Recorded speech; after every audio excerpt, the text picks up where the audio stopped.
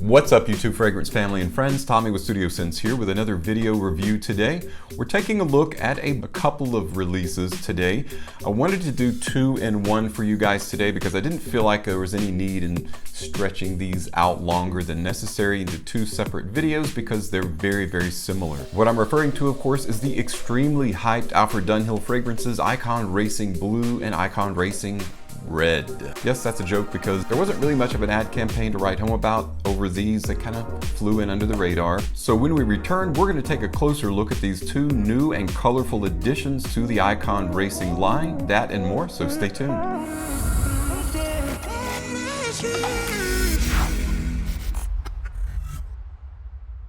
Welcome back everyone. So today we're going to be looking at a couple of brand new additions to the Icon Racing line. So if you're not familiar with or have heard of the Icon collection, it's from the house of Alfred Dunhill, which is based out of London. They got their start originally with an iconic fragrance called Icon. It turned out to be an excellent dirty neroli spring and summer fragrance, and after Icon was released, then was released a darker version with a little bit of oud in it called Icon Absolute. After Icon Absolute, they wanted to be a little bit more elite about the formula, so they released Icon Elite, which is really just a way of saying Icon Black because it's kind of a noir version of the fragrance without any of the neroli. And after Icon Elite, then came what we're here for today, Icon Racing. It's just a very solid Invictus style fragrance that's great for spring and summer and pretty much for all occasions. So you would think that's the end of Icon Racing, but no, they decided in 2021 they would release two more, Icon Racing Red and Icon Racing Blue. So these are the two new fragrances we're going to take a look at today from the house of Alfred Dunhill. First, let's check out Icon Racing Red. Take a closer look at that presentation.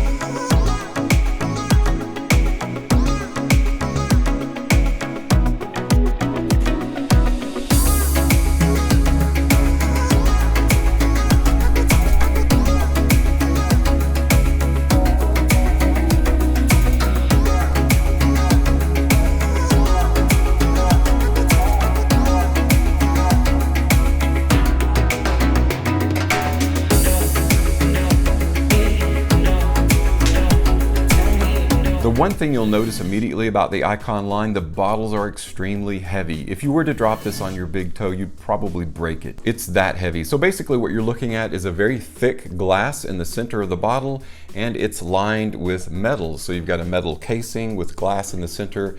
The lid is very heavy and the bottle themselves are very heavy. So it just feels really good and really substantial in your hand, like you've got a really good quality product. And that's one thing I've always appreciated about the Dunhill Icon line themselves, just all extremely well made.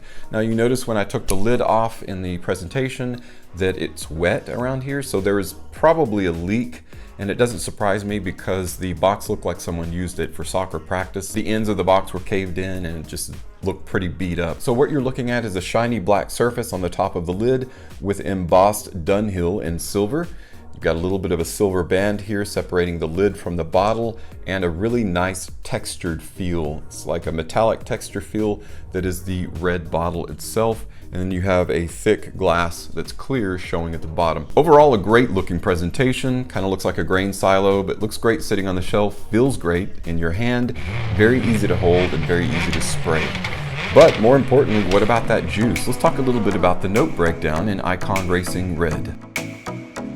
Icon Racing Red by Alfred Dunhill features top notes of solar note, black pepper, grapefruit, mandarin orange, orange, and pettit grain, with heart notes of cypress, geranium, frankincense, and pimento, resting on a base of amber, cedarwood, tonka bean, musk,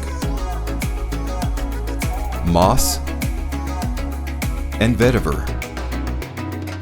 Modern day fragrances are actually going the way of less is more instead of more and more fragrance notes. Going the way of simplicity, and simple is elegance, elegance is simple, and all that. But apparently Dominique Precis, the nose behind the fragrance, thought, you know what, let's put a little bit more of this in it. Let's try this, let's try that. I'm actually really curious about what this smells like. So we're gonna test out that juice. Hopefully it's something really nice.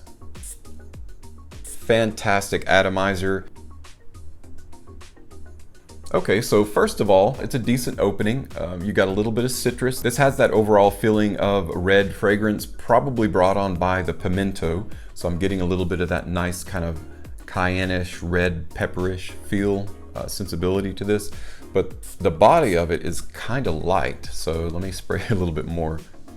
Yeah, so I'm just getting a really light sense out of this fragrance. It's a very, it's kind of like your third cousin who you have to say, what? What did you say? Because they talk like this and they never speak up and they don't speak very loud. I want to say shy. It's just very modest and maybe diminutive is the word I'm looking for. It's just okay. I honestly, guys, I don't know that I have a lot of positive to say about this particular fragrance. It's not bad. There's not a lot of body or character to this. It's just a little, it's a little bit like, and I don't mean in the sense of the fragrance smell at all, but just the way that it's acting, the chemistry of it is a little bit like Dupe Red King, which I wasn't a huge fan of. You could tell it was a red fragrance because of, you know, that pepper cayenne feel. So that mandarin, that pimento, and the solar notes. Solar notes are just like kind of a warm, rich, floral smell, basically, combined with the petitgrain is giving it kind of a funk that I don't really, that kind of an underfunk that I don't really care for or like. This is just much too complex of a formula with too many components to it, and all the working parts and components of this fragrance are fighting for viability and fighting for their right to have their say, and it's just a lot of noise. It's a cacophony of fragrance notes. It is definitely going to be more of a spring and summer fragrance. You know, you might try Icon Racing Red and think it's the cat's PJs. I actually hope that you do. But it's ridiculously expensive right now, over $100 retail. I would highly recommend that if you're wanting to try this out, get a sample. If you can't get a sample, if it's not available to you, wait until it hits discounters. I would say without too much ado, these are probably going to go straight to video. Wait till those hit discounters at a $30-40, something like that, and then you might want to try it out. I didn't have high hopes for that. I was expecting just a little bit more than what it delivered, however. Well, maybe its big brother, Icon Racing Blue, will do just a bit better. After all, it's not really that hard to do a blue fragrance these days. So let's go ahead and take a closer look at that presentation.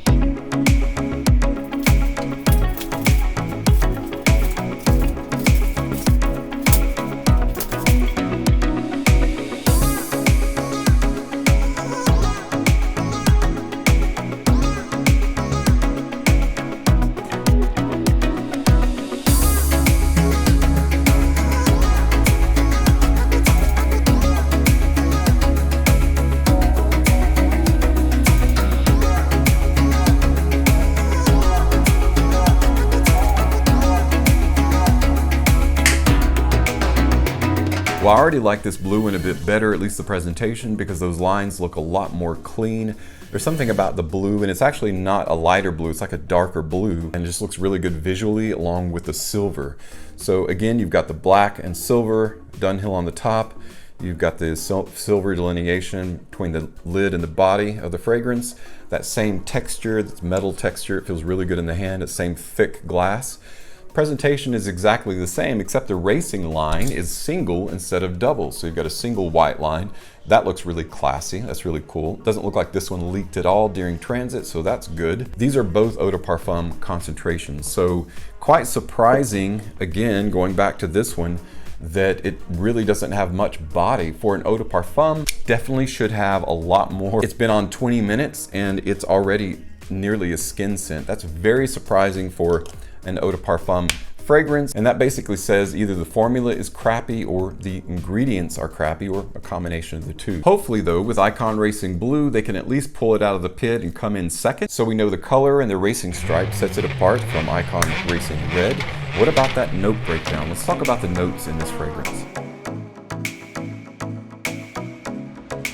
Icon Racing Blue by Alfred Dunhill features top notes of bergamot, Sicilian lime, and ambroxan, with heart notes of coriander, sea salt, neroli, and green cardamom, resting on a base of Indian sandalwood, patchouli, ambergris, and driftwood. Alright guys, so for the first time on the history of my channel, I'm talking about a fragrance that has ambroxan in it twice. But they mention ambroxan is in the open of this, so that's going to be interesting. So you've got two citruses in the open, you've got bergamot and lime, and then you've got ambroxan. So instead of something like ginger or rosemary or spice to kind of help carry those citrus notes, you've got an aroma chemical. So that's going to be interesting.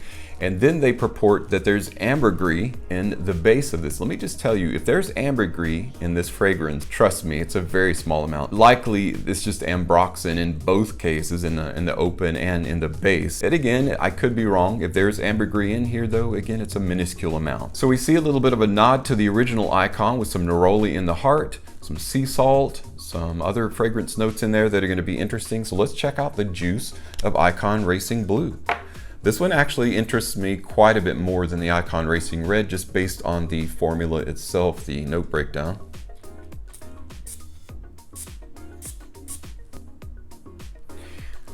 Okay, so basically Icon Racing Blue is definitely trying to go the way of a crowd-pleasing, mass-appealing blue fragrance. Immediately, it's a lot more fragrant, a lot more pleasant, and it carries itself a lot better, definitely has a lot more projection, and isn't at all as diminutive as Icon Racing Red is. So I get the addition of ambroxan. It definitely has that modern feel to it. With the addition of the citrus and the lime in the open, you've got a really nice presentation, a nice open. This one promises to be a little bit more similar to like a Sauvage type fragrance than a Bleu de Chanel blue fragrance.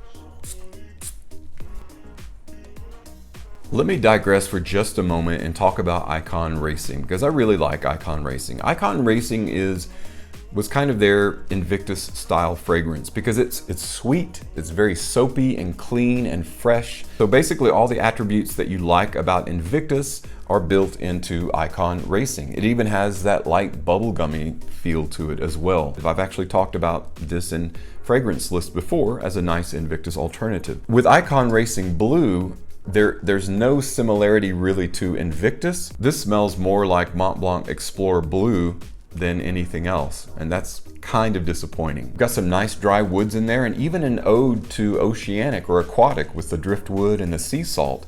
So it should be a nice blue aquatic like fragrance, but it's just kind of bland. It actually does remind me quite a bit of Mont Blanc Explorer Blue. I will say one thing, it's projecting a lot better than Racing Red, which at this point isn't saying a lot, but it is projecting a lot better. It's carrying itself a lot better. It's a mildly pleasant scent, but when you come from smelling Icon Racing and you go to smell Icon Racing Blue, this one is just kind of a generic ambroxan focused fragrance. It's got the modern feel to it. If you're looking for something that's got that modern feel to it, well, Mont Blanc Explorer Blue has that modern feel too, but it just doesn't go anywhere. There's not a lot to recommend it. Icon Racing is so much better.